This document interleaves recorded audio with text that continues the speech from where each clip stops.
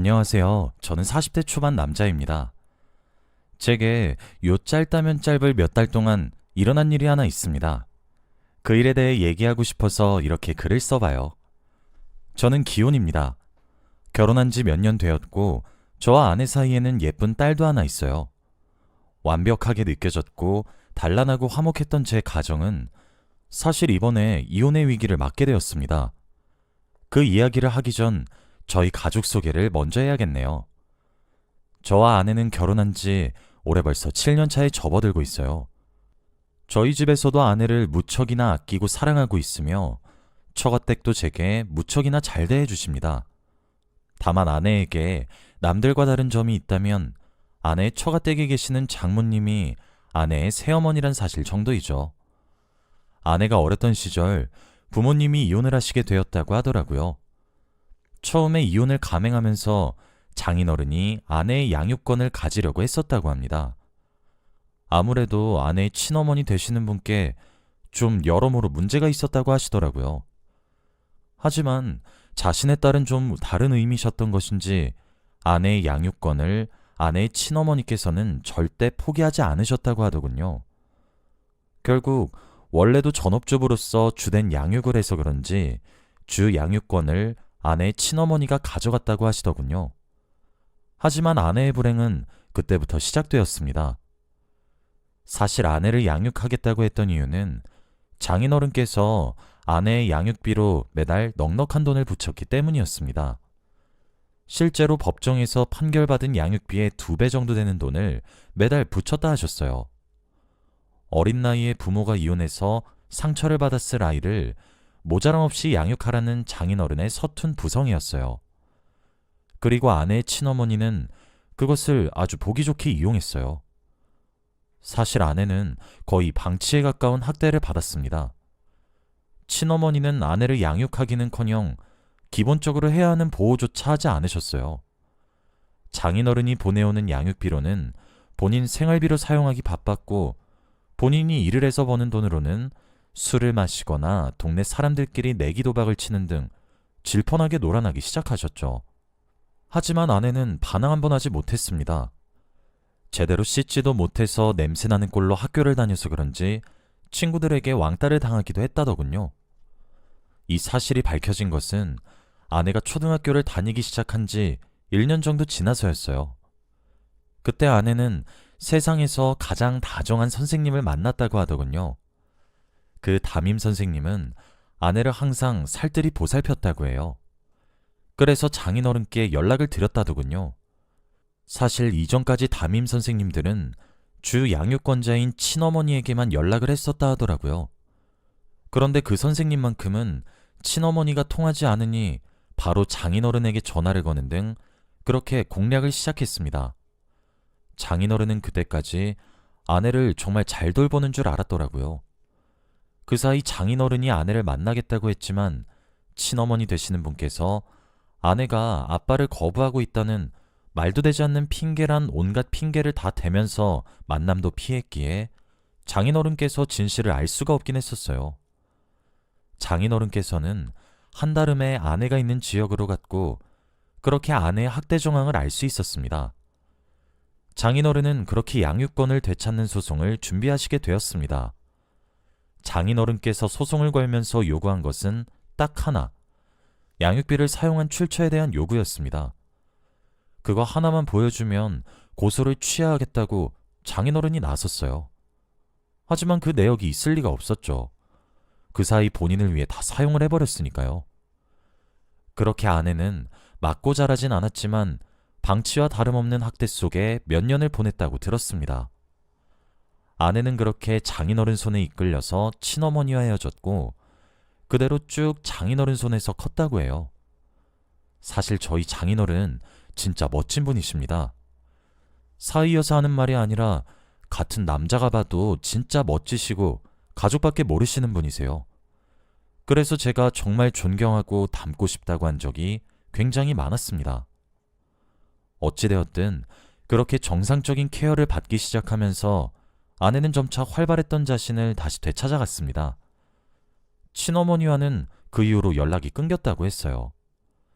그렇게 세월이 흘렀고 아내가 중학생이 되던 해 아내에게 새어머니가 생겼습니다. 평소에도 엄마란 존재에 커다란 집착이 없었던 아내는 자연스럽게 그렇게 새어머니를 받아들였대요. 장인어른이 앞서 말했듯 무척 좋은 인품을 가지고 있어서 그런지 새어머니 되시는 분도 장인어른 같으신 분을 데려오셨었죠. 처음 새어머니를 보게 된 날 장인어른 뒤에 숨어서 쭈뼛거리는 아내를 새어머니는 천천히 다가가 꼭 안아주었다더라고요. 그런데 그때를 회상하던 아내는 제게 그러더라고요. 왠지 모르게 눈물이 났었다고. 그래서 처음 새어머니를 소개받던 날 아내는 그 품에 안겨 펑펑 울었다고 했어요. 엄마의 정을 몰랐다 하지만 그리워는 했던 것이었겠죠. 그렇게 아내는 새어머니와 정말 엄마랑 딸 같은 관계로 지내기 시작했습니다. 둘이서 함께 목욕도 가고 쇼핑도 가고 그렇게 말이에요. 그렇게 아내는 대학을 갔고 성인이 되었고 공부를 했고 취직도 하게 되었죠. 남자도 만나기 시작했고 처음 취직한 회사에서 저를 만나게 되었습니다. 저와 아내는 사내연애 커플이었거든요. 저와 알콩달콩한 연애 기간을 어느 정도 보내고 결혼 이야기가 오고 가기 시작할 때쯤에 아내가 제게 방금 제가 해드린 이야기를 해주더군요. 본인에겐 이런 과거가 있고 사실 이런 가정사를 가지고 있다고, 그래도 괜찮냐고 하면서 말이에요. 제가 사랑하는 여자이기도 하고 함께 미래를 보내고 싶은 여자에게 이런 슬픈 일이 있었던 것에 저는 가슴이 아팠고, 그래도 그런 상처들을 잘 딛고 일어나서 바르게 잘 자라준 아내가 너무 기특하게만 느껴졌습니다. 그리고 아내의 과거는 저와 아내의 사랑에 전혀 문제가 되지도 않았고요. 그리고 저희 부모님도 충분히 유도리가 있으신 분들이셔서 오히려 장하다 여겨주셨어요. 그렇게 우린 상견례도 결혼식도 그리고 결혼 생활까지 무난했습니다. 다른 커플들은 그 과정에서 헤어지니 많이 한다던데 저와 아내는 그런 것 하나 없이 무난하고 평화롭게 모두 잘 다 치렀어요. 그러던 어느 날이었습니다. 저희 가족 앞에 어떤 여자 한 분이 눈앞에 나타났습니다. 그리고 제 아내에게 다다다 달려오셔서 아가! 라며 비명에 가까운 외마디를 던지고 난 이후 아내를 와락 끌어안고 눈물을 뚝뚝 흘리셨습니다. 맞아요. 바로 아내의 친어머니 되시는 분이셨죠. 아내는 얼떨떨하게 느끼는 듯 했고 당황하는 듯 했어요. 하지만 그 손길을 뿌리치진 않았습니다. 한참을 그렇게 우는 듯 하던 아내의 친어머니 되시는 분은 저와 아내 사이에 태어난 자식을 보고 한참을 또 우셨습니다. 저희 딸을 보면서 아내가 어렸던 시절 판박이라고 하시면서 말이에요. 너무 당황스러웠지만 아내의 친어머니 되시는 분이셨기에 일단 저희 집으로 모셨습니다. 저희 집에 도착하신 아내의 친어머니 되시는 분은 아내를 붙잡고 또 한 번 울음을 터뜨리셨어요. 저는 단둘이서 해야 할 이야기가 있다는 판단이 들게 되었고 아내에게 이야기를 한번 해보라고 한 뒤 딸아이와 다시 집을 나왔습니다. 둘이서 이야기할 자리를 만들어줬죠. 그렇게 한참을 딸아이와 데이트를 즐기고 있었는데 아내에게 연락이 왔고 다시 집으로 들어갔어요. 그랬더니 아내의 친어머니 되시는 분께서는 이미 돌아가신 이유였죠. 아내는 제게 이야기를 하더군요. 어머니가 자신을 찾았다는 이야기, 많이 그리워했다고 말했다는 이야기, 그뿐 아니라 자신도 엄마는 처음이었기에 서툴게 길러서 미안하다고 사과했다는 이야기까지 말이에요. 아내는 뾰로통한 얼굴로 입을 삐죽이며 미운 듯 말했지만 그럼에도 불구하고 얼굴 곳곳에 펼쳐진 웃음기는 삼키지 못했습니다. 아내는 제게 어린 시절 이야기를 하면서 별다른 일이 있었던 것은 아니었다 둘러대곤 했지만 실제로는 그 시절이 아내에게 참 많은 상처를 줬다 싶기도 했어요. 좋으면서 불어 싫은 티를 내는 듯한 아직 아이 같은 모습을 보이는 아내가 참 귀엽기도 안타깝기도 했습니다. 이왕 이렇게 친어머니를 찾은 김에 저는 아내와 잘 이어줘야겠다는 사명감에 불타기 시작했어요. 그렇게 저도 아내와 함께 아내의 친어머니를 찾아뵙기 시작했습니다. 자기가 해준 것이 없어서 제 얼굴을 볼 낯이 없으시다고 우아하고 고상하게 말씀하시는 모습을 보고 저도 마음이 아팠어요. 괜찮으니 너무 신경 쓰지 말라고 말씀을 드렸죠. 아내는 이런 제게 엄청나게 고마워하기 시작했습니다. 제게 그렇게 장모님이 하나 더 늘어난 순간이었죠. 그런데 어느 날은 장모님께서 한숨을 깊게 쉬시더군요. 무슨 걱정이 있으신가 싶어 장모님께 무슨 일이 있으신가 여쭈어 보았습니다. 그랬더니 장모님이 사시고 계시던 집의 전세금을 집주인이 갑작스레 크게 올리셨다고 하시면서 재계약이 안 될 것 같다 하셨어요. 전세금을 얼마나 올렸나 싶어서 들어보니 한두 푼이 아니더라고요. 금전적인 도움은 많이 드릴 수 없을 것 같았죠. 장모님은 그래서 빠르게 집을 정리해야 하고 이사를 가야 하는데 집을 구할 시간이 조금 모자라다고 하셨어요. 그래서 집이 구해질 때까지 여관에서 장기 투숙을 해야겠다 하시더라고요. 그런데 사위가 되어서 눈앞에서 그렇게까지 말씀을 하시는 장모님을 보고 예, 그러세요 라고 대답할 사위가 세상에 어디 있겠습니까? 저도 그 사이 위험한 곳에서 불편하고 불안하게 지내시지 말고 저희 집에 와서 신세를 지셔달라고 했어요. 본인 집이다 생각하고 편하게 지내라고 말이에요. 그렇게 갑작스럽게 아내의 친어머니와의 합가가 시작되었습니다. 그리고 그때부터 진짜 지옥이 펼쳐졌어요. 처음 몇 달은 그러시지 않는 듯 하시더니 사사건건 집에 있는 오만 것에 트집을 잡기 시작했습니다. 참견하는 것은 물론이었고 말이에요. 청소하는 것도 일일이 확인을 하지 않으면 약간 미치려고 하는 것이 보일 정도였으니 말 다한 셈이죠. 게다가 부부 사이의 개인적인 부분까지 침해하려고 드니 제 입장에선 환장을 노리시더라고요. 화를 내고 싶고 짜증을 내고 싶어 그렇게 행동을 할까 하다가도 아내의 얼굴을 보면 의욕이 상실되었던 것 같아요. 그렇게 처음 한 달만 신세진다고 하셨던 아내의 친어머니께서는 어느덧 8개월을 저희 집에서 머무르고 계셨어요. 아내는 제가 불편함을 느끼고 있다는 사실을 충분히 인지하는 것처럼 보였지만 쫓아내진 않더라고요. 그러던 어느 날이었습니다. 아내의 친어머니는 알게 모르게 저를 정말 많이 괴롭히셨습니다. 저는 황씨성을 가지고 있는데 정말 밤낮 없이 시도 때도 없이 황서방 하시며 절 불렀고 주말에는 기사 노릇하랴 집사 노릇하랴 사람을 아주 들들 볶으셨습니다. 그런데 이게 아주 점진적으로 진행이 되었던 터라 당하는 사람이 정말 나중에 자신의 처지를 깨달아 보면 말 같지도 않는 처지란 것을 알게 되는 그런 패턴이었죠. 함께 밥을 먹다가도 황서방이라는 단어 하나에 물을 떠서 갖다 바쳐야 하는 제 처지가 비통하더군요. 사위사랑은 장모라고 저는 아내의 처가댁 장인어른과 아내의 새어머니를 뵈러 가게 되면 손님 취급받으며 오냐오냐 당하는데 집에 있으면 그런 게 전혀 없으니까요. 물론 불만이 있었다거나 하진 않았어요. 아내가 시댁에도 정말 잘해서 제가 잘하는 것도 어찌 보면 돌려준다는 생각도 들었거든요. 그런데 며칠 전 사건이 하나 터졌습니다. 저희 집은 저희 부부 침실 하나, 아이방 하나, 서재 하나, 옷방 하나 이렇게 총 4개의 방이 있습니다. 이 중에서 옷방을 아내의 친어머니가 대신 쓰고 있었죠. 제가 그날 현금이 필요한 날이 있었습니다. 2천만 원이 필요했죠. 현금으로 말이에요. 그래서 서재의 하얀 봉투 안에 1,000만 원짜리 수표 2장을 넣어놨어요. 그런데 분명 출근하기 전 서재 책상 위에 있던 제 봉투가 저녁에 퇴근 이후 돌아오니 감쪽같이 사라졌더군요. 1, 200 정도 하는 돈도 아니고 2천만 원이란 말에 그런지 정말 너무 당황했습니다.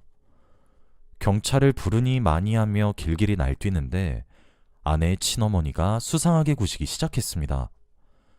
자꾸 제가 밖으로 들고 나가서 잃어버린 것이 분명하다는 둥 뭐 그런 식으로 말이에요. 사람이 촉이란 것이 있잖아요. 뭔가 번뜩이는 듯한 느낌을 받았고 아내와 친어머니 방에 무작정 들어가 친어머니가 본인의 옷을 걸어놓은 옷장으로 찾아갔고 무작정 뒤지기 시작했습니다. 그런 제 모습에 아내가 달려들어 저를 막았어요. 저는 그런 아내의 손길도 뿌리치고 미친 사람 마냥 찾기 시작했습니다. 그랬는데 아니나 다를까 아내의 친어머니가 사용하시던 옷장에서 현금 2천만 원이 수표째로 들어있는 하얀 봉투를 하나 발견하게 되었어요. 이게 지금 무엇인지 설명해보라는 제 눈빛에 어머니는 아무런 표정도 짓지 않았어요. 그게 더 비참하게 와닿더군요. 그때부터 저도 막 나가기 시작했습니다. 아내와는 걸핏하면 싸우기 시작했어요.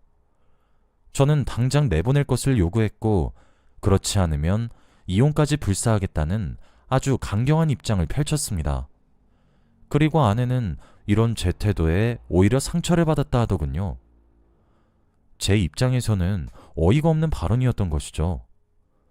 결국 작고 사소했던 눈치 싸움은 2천만 원을 계기로 확실해졌고 저 또한 대놓고 쫓아내려고 애를 썼습니다.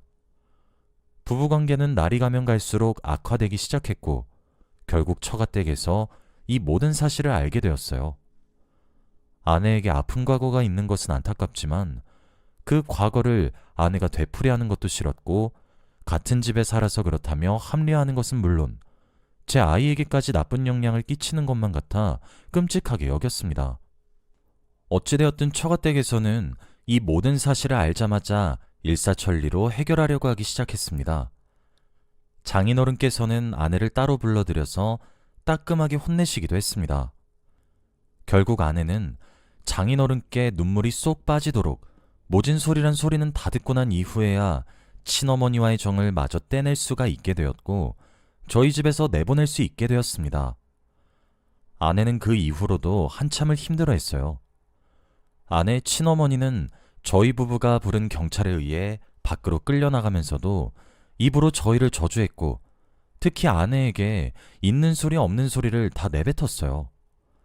나중에 알고 보니 아내는 이미 제 몰래 3천만 원이나 어머니에게 챙겨줬다고 하더라고요. 돈이 비록 아깝긴 하지만 3천만 원으로 아내가 모든 정을 다 털어내서 참 천만다행이다 싶었어요. 저희는 그렇게 이혼을 하기 직전에 문턱까지 올라갔다가 겨우겨우 다시 내려왔습니다. 아내는 그 이후 상처를 또 받은 듯 했지만 이번이 두 번째라서 그런지 생각보다 빠른 시간 안에 회복을 하는 듯 했어요. 나중에 아내에게 따로 들어보니 장인어른께서 제가 그렇게까지 이해를 해주는데도 불구하고 고집을 부리는 것은 대체 무슨 심보냐고 눈물을 쏙 뺐다고 하더라고요. 그런데 아내도 그 말을 듣고 보니 제가 참 대단하다 느껴졌다고 말을 해줬어요. 저흰 그렇게 이혼을 할 뻔하였지만 아슬아슬하게 위기를 넘겼고 지금 아주 잘 살아가고 있습니다. 저는 이번 일을 통해 부모란 사람들은 자식을 낳았다고 해서 전부 부모가 되는 것은 아니란 생각을 가지게 되었어요. 그리고 저희 딸아이에게 저만큼은 절대 부끄럽지 않은 부모가 되어야 되겠다는 생각도 많이 들더라고요. 어떻게 부모와 자식의 인연은 하늘이 지어준다고 해서 천륜이라고도 부르는데 자신의 피부치에게 어쩜 그렇게 잔인한 것인지 전 아직도 아내의 친어머니 행동이 도저히 이해가 가질 않네요. 어렸을 때도 성인이 되어 가정을 꾸린 지금까지도 그저 돈. 그런데도 불구하고 자신의 피를 제대로 잊지 않았어도 온 마음과 정성으로 저희 아내를 위로해준 장모님을 보고 있자면 오히려 저런 모습이 부모의 모습이 아닌가 싶어서 참 많은 생각을 가지게 하는 것 같습니다. 비온 뒤에 땅이 굳어지는 것처럼 저희 가족은 좀 더 끈끈하게 앞으로도 잘 살아가 보려고 하는 중입니다. 여기까지가 제 긴 이야기였고 제 이야기를 들어주셔서 정말 감사합니다. 여러분들 가정에도 평화만 가득하시길 바랍니다. 감사합니다.